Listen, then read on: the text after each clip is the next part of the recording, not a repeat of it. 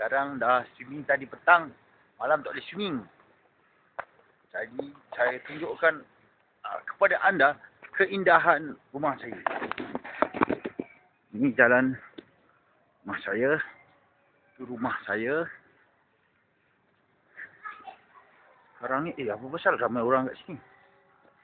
Oh, ada kucing kat situ.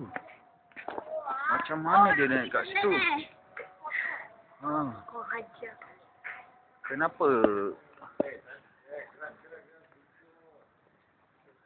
Macam mana dia boleh pergi kat situ? Tak tahu, tadi saya nampak dia di atas.